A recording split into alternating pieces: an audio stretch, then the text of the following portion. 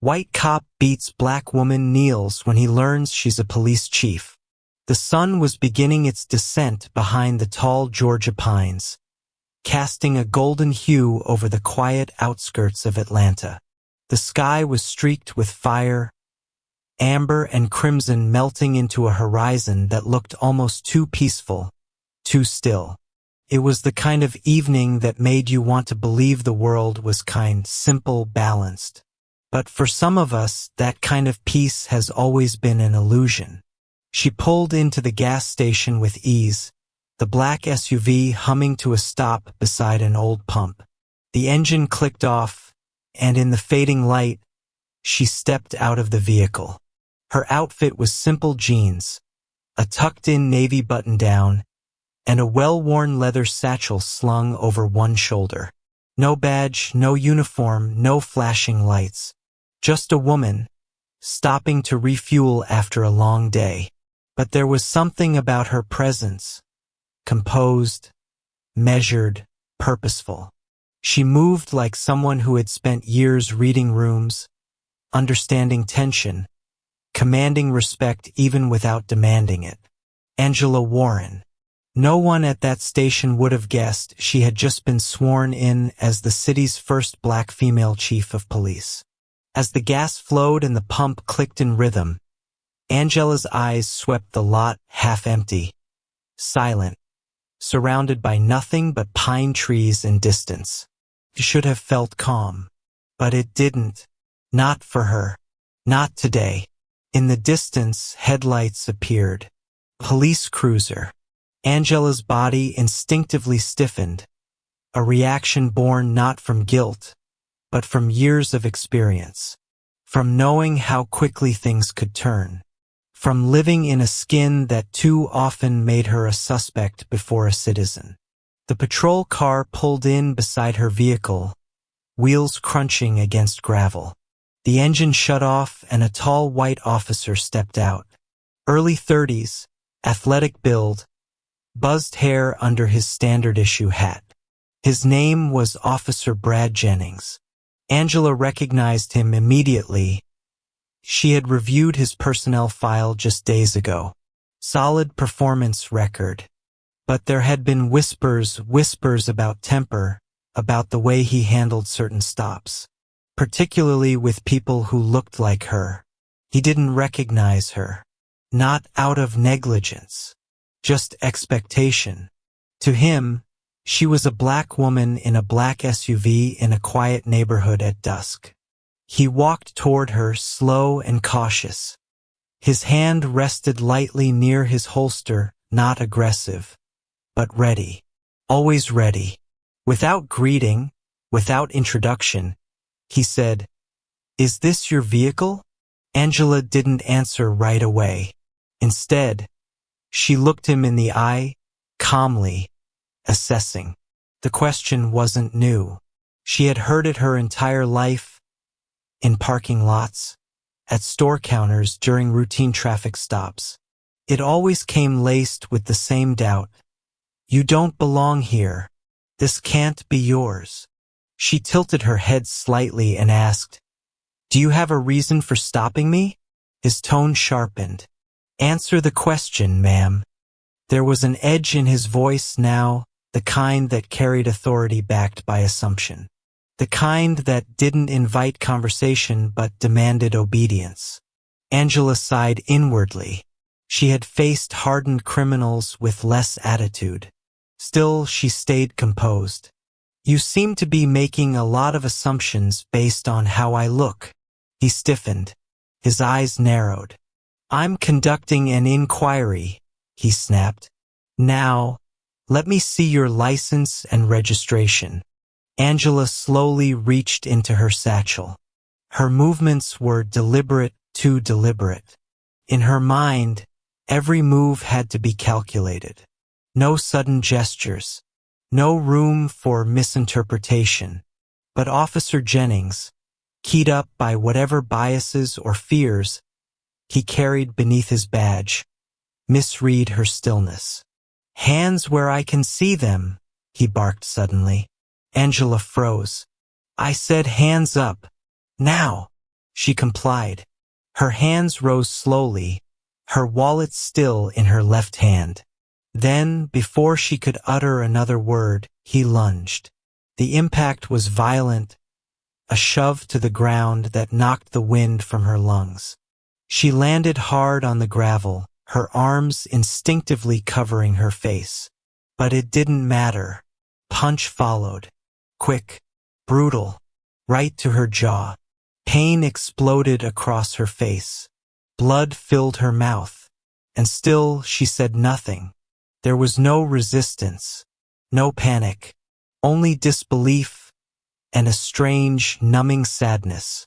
Not for herself, but for the state of a world where this could still happen. Where her badge, her title, her years of service could be erased in an instant, simply because the man in front of her had never imagined someone like her could be chief of police. She looked up at him through the haze of pain, her eyes calm even now. The officer, chest heaving, stood over her with his fists clenched. Somewhere behind them, a man at another pump had begun recording. Another woman had stepped out of her car, wide-eyed, phone in hand. Angela remained on the ground, dignity intact, not because she was weak, but because she knew that restraint, even in the face of injustice, was power. He didn't know her name, didn't ask. And as the sirens inside her mind faded into silence, she realized he hadn't seen her at all. Not really. To him, she was just another silhouette. Another body in the wrong place at the wrong time. Another reason to feel afraid. And she knew, as she tasted the blood on her lip, that what had just happened wasn't about law. It wasn't about order. It was about fear. And fear, when given a badge, becomes something far more dangerous. The gas station had fallen eerily quiet, as if the air itself recoiled from what had just happened. Angela remained on the ground, gravel biting into her palms, the taste of iron still heavy in her mouth. The fading light cast long shadows across the pavement, and for a moment, all she could hear was her own breath. Steady, deliberate, controlled. Above her, Officer Jennings stood frozen. His hand trembled slightly as he stepped back. Perhaps it was adrenaline, or maybe, deep inside, a sudden flicker of recognition, of doubt. Angela slowly sat up, brushing dirt from her hands. Her eyes locked onto his, unwavering. Then, with no rush, no drama, she reached once more into her satchel. This time, the movement was smooth, practiced, silent. Out came a black leather case, plain, professional. She opened it and turned it toward him. Inside, a gold badge. Clean, polished, gleaming. Chief of Police, City of Atlanta. For a few seconds, nothing moved. The silence turned suffocating. The officer's eyes widened. The air between them changed. The tension didn't leave, but it twisted, became something different. Confusion, shame, realization. He stammered. I didn't know. Angela stood up, slow and steady. She didn't blink, didn't raise her voice. She simply looked at him like she had looked at dozens of young officers before. Some full of promise, others full of arrogance. But this one had just crossed a line he could never uncross. You didn't ask, she said softly. You assumed. She brushed off her shirt, her jaw throbbing, but her voice stayed firm. I am your superior officer. I was appointed by the mayor. I swore an oath just like you did. And you assaulted me. The officer took a shaky step back. His mouth opened, but no words came. Around them, the bystanders stared in disbelief. Some still recorded. Some just watched. The truth, once invisible, was now undeniable. And it was too late to take it back. Hours later, Fluorescent lights hummed above a conference room in Atlanta's City Hall. The room was heavy with silence. No news crews, no chatter. Just Angela, seated at the head of a long oak table, a cold compress pressed to her bruised cheek. Across from her sat the Internal Affairs Director and the mayor himself, a middle-aged black man with tired eyes and an exhausted soul. Angela recounted every moment in calm detail. She didn't embellish, didn't rage. She told the truth. And it hurt. It hurt more than the blow to her jaw, more than the public humiliation. What burned was the familiarity. The fact that this wasn't new. This was just her turn. The uniform didn't protect her. The badge didn't matter. Not when the mind that saw her didn't see her at all. The mayor leaned forward, his voice low. "Do you want to press charges?" Angela looked at him for a long time. She thought of her nephews, black boys growing up in a city that could turn on them in seconds. She thought of the academy cadets she mentored, wide-eyed and idealistic. She thought of how hard she had fought to sit in the chair she now occupied. Then she said, "I want a review of every officer's bias training. I want mandatory recertification for the entire department. And I want Officer Jennings suspended, pending a full investigation." The mayor nodded, solemn. Angela stood. "Justice," she said, "isn't about revenge. It's about prevention." In the quiet of his apartment, Brad Jennings stared at the television screen. The evening news played the gas station video on loop. His name hadn't been released yet, but he knew it was only a matter of time. He had watched the footage over and over. It wasn't just the punch. It was the look in her eyes. Not anger, not fear, just disappointment. And he couldn't stop thinking about that. Everything he had been taught, everything he believed about order and authority and control, cracked under the weight of what he had done. Not to a stranger, not to a suspect, but to his own chief. He had failed. But more than that, he had revealed who he truly was when no one was watching. His phone buzzed on the table. Messages, missed calls, warnings. But he didn't reach for it. Instead, he stared at his own reflection in the black mirror of the screen. And for the first time in a long time, he didn't recognize the man staring back.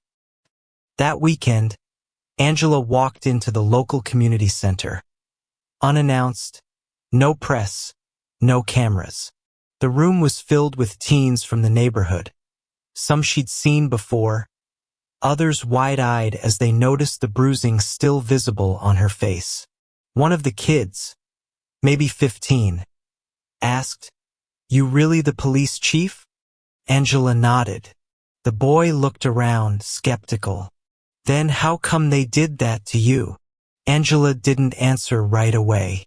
She sat on the edge of a table, folded her arms, and looked him in the eye. "Because change," she said, "doesn't come with a title, comes with truth, and truth takes time." She leaned forward slightly, her voice lowering. "But we will change it, not just by calling it out, but by never letting it go silent again." Around her, the room slowly began to lean in. I softened, faces opened, and in that moment, the healing began. Not from headlines, not from courtrooms, but from stories, from courage, from facing what was broken and daring to rebuild it. The hearing room at Atlanta Police Headquarters was packed, not with journalists or cameras, those had been deliberately kept out, but with officers in uniform, community advocates, legal observers, and civilian oversight board members. A quiet storm of eyes and memories sat in the room, each carrying their own history with injustice. Angela sat at the head of the semicircular table, this time not as the victim, but as the chief. Her face bore the fading marks of that day, but her presence was resolute, composed, a storm hidden beneath calm waters. Officer Jennings sat across from her, dressed in civilian clothes, his posture tense, hands clenched in his lap. The silence between them was heavy, stretching longer than any spoken word. The chairwoman of the board finally broke the silence. "You've had time to review the footage, the testimonies, and the complaint filed by Chief Reynolds. Officer Jennings, do you have anything to say before we begin our deliberation?" For a long moment he didn't move. Then he stood. His voice was smaller than before, stripped of badge, gun, and ego. "I was wrong." A murmur rippled through the room. "I judged her based on the car she drove, the color of her skin, and the assumptions I carried from training and years on the force. I didn't see a leader. I didn't see a human being. I saw a threat." His eyes found Angela's. "And that's the problem. Not just mine. Ours." Angela didn't flinch. She had waited years for this kind of truth. Raw, unpolished, not from shame, but from awakening. The board deliberated for an hour. When they returned, the verdict was clear. Suspension without pay, mandatory bias retraining, public apology, and permanent probation. Asterisk asterisk. It wasn't everything, but it was a beginning. 2 weeks later, Angela stood before a group of newly graduated police cadets in a sunlit auditorium. The American flag hung behind her, but it was the faces in front of her that mattered most. Young, anxious, hopeful. Black, white, Latino, Asian, male, female, diverse, but still mostly untouched by the realities of what awaited them outside. She held up her badge, turning it slowly so the light caught the gold. "This," she said, "is not a shield. It is not armor. It is not permission." She stepped closer. "It is a promise. One you make not just to the public, but to the truth. And the truth will not always be convenient. It will not always be easy, but it will always be necessary." She paused, locking eyes with a young black woman seated in the front row. The cadet sat upright, inspired, her hand over her heart. Angela continued, "When I stood up after being assaulted, I didn't raise my voice. I raised my standard. And that's what I expect from every one of you." The auditorium erupted in applause, not out of obligation, but reverence. A new generation had just been handed more than a badge. They had been handed a reason. Later that evening, Angela returned to the same gas station. It was quiet now, the neon signs flickering softly, a young black clerk behind the counter nodding respectfully as she entered. Angela didn't buy anything. She just stood there, for a moment, in the exact place where her dignity had been tested, and where she had proven that dignity doesn't come from power. Comes from grace under fire. Behind her, footsteps approached. She turned slowly. It was Officer Jennings. No uniform, just a man now. A man with too many nights of self-reflection in his eyes. He stopped a few feet away, unsure. Angela spoke first. "You came here to be seen," she said. He nodded. "I came to apologize. In person." She studied him for a moment. "You already did. I know. But I need to do more." Angela considered him. The streetlights cast a warm glow around them, as if illuminating a small moment of fragile humanity. "You want to do more?" she asked. "Then teach. Speak. Own it not as guilt but as a lesson." He looked down, his voice trembling. "I've already started visiting schools, talking to kids, talking about race, bias, power." Angela offered a small nod. "Good. Then keep doing it. You don't erase a mistake by burying it." You face it every day. And then, in a gesture that surprised them both, she extended her hand. He took it humbly. It wasn't forgiveness. It was responsibility. Weeks later, a viral video began to circulate online, not of brutality, but of transformation. It showed clips from Angela's cadet graduation speech, Jennings speaking at a high school about what it means to unlearn racism, a young girl reading aloud from her journal about wanting to become a police officer who protects people no matter their color. The video ended with Angela standing outside City Hall, facing a crowd. She said, "Justice isn't a badge. It's what you do when no one's watching. It's the silence you interrupt, the system you dare to rebuild." Thank you for listening to today's story. If this story touched your heart, don't forget to like, subscribe, and turn on the notification bell so you never miss another powerful and inspiring message. Every subscription is a sign of support that helps us keep sharing stories that matter, stories that awaken empathy and spark change. Let's share the voices the world needs to hear.